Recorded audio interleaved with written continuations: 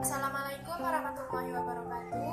Perkenalkan, nama saya Binsiki Bunga Nirwana. Saya mahasiswi Stayaptim Pasaman Barat semester 5. Di sini saya ingin menyelesaikan tugas mata kuliah metodologi penelitian yang berjudul tentang hipotesis, yang mana ada beberapa poin yang akan saya sampaikan. Yang pertama, pengertian hipotesis dan macam-macamnya. Yang kedua, merumuskan hipotesis. Yang ketiga, penolakan dan penerimaan hipotesis. Dan yang terakhir, tentang kesalahan dalam testing hipotesis. Pertama, yaitu pengertian hipotesis dan macam-macam hipotesis. Hipotesis berasal dari bahasa Yunani. Hypo berarti lemah, kurang, dan di bawah.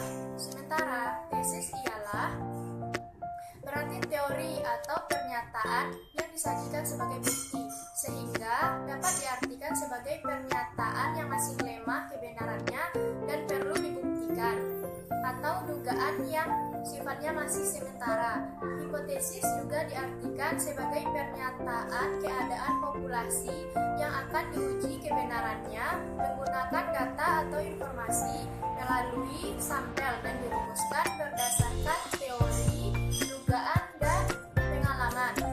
Hipotesis secara sederhana diartikan sebagai dugaan sementara. Macam-macam hipotesis. Yang pertama, hipotesis deskriptif, yang merupakan didefinisikan sebagai dugaan atau jawaban sementara terhadap masalah deskriptif yang berhubungan dengan variabel tunggal. Yang kedua, hipotesis komparatif didefinisikan sebagai suatu dugaan atau jawaban sementara terhadap masalah yang mempertanyakan perbandingan antara dua variabel penelitian. Lanjut, hipotesis asosiatif didefinisikan sebagai suatu dugaan atau jawaban sementara terhadap permasalahan yang mempertanyakan hubungan antar dua variabel penelitian. Poin kedua yaitu merumuskan hipotesis. Yang pertama, hipotesis hendaklah menyatakan pernyataan antar dua variabel atau lebih.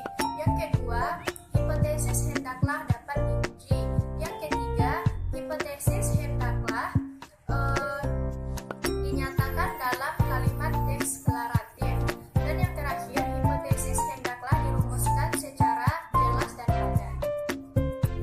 Poin selanjutnya yaitu penerimaan dan penolakan hipotesis. Yang pertama, hipotesis harus menyatakan hubungan. Yang kedua, hipotesis sesuai dengan fakta. Yang ketiga, hipotesis harus sesuai dengan ilmu serta sesuai dan tumbuh dengan ilmu pengetahuan. Yang keempat, hipotesis harus dapat diuji. Yang kelima, hipotesis harus sederhana. Hipotesis harus sesuai dengan fakta, jelas dan konseptual. Dan poin terakhir yaitu kesalahan dalam